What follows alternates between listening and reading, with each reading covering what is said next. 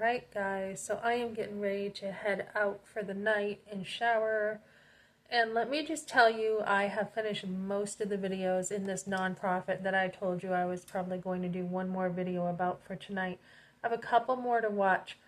But to begin the discussion about women's health, trauma, post-traumatic stress is one of the signs women have after an abortion, on top of depression, anxiety, and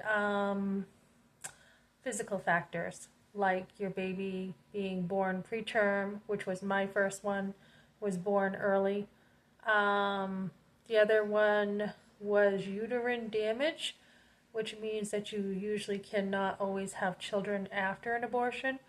I did not have children for 5 years, although we tried, and luckily for me, God chose to still bless me afterwards with 5 sons. So I'm one of the lucky ones in that area too, after looking at everything else.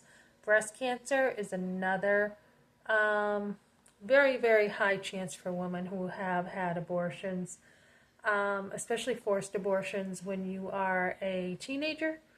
Usually you're more likely to have breast cancer. I think it was 40%.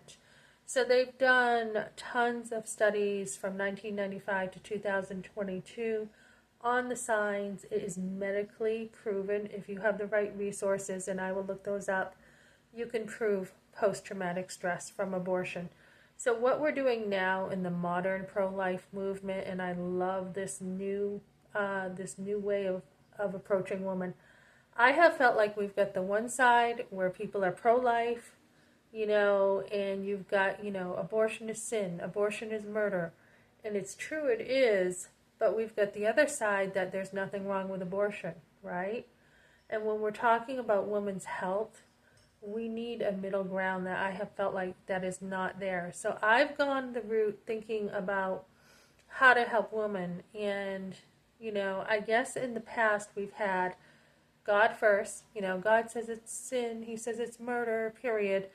Then the baby, and then the woman. And now what we're doing in the pro-life movement is putting the woman first. That is the main priority. And, every woman does have a choice. And if we can help her make good choices and get to know her and communicate well, women will probably choose life, most likely. I just saw a video of a girl in a dire situation. Usually it is the boyfriend's fault. I hate to say that, but it usually is. And this guy was being a jerk to her. My boyfriend was being a jerk to me, telling me things and lying to me about a condom and everything. And I just knew that, breaking up with him was the thing to do. This girl talks about breaking up with her boyfriend. He had a temper. And then she's left alone, finding out she's got a pregnancy. And that's kind of what happened to me. But I had nobody. And she talks about how she had no support and she had to reach out to someone.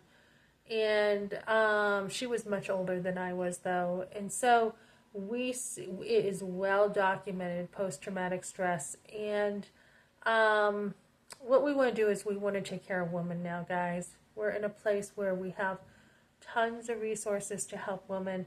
If they knew that they could have the financial help, what would be different, right? If they knew that, and if they knew somebody was going to be there for them and not leave them, it would be a whole different story.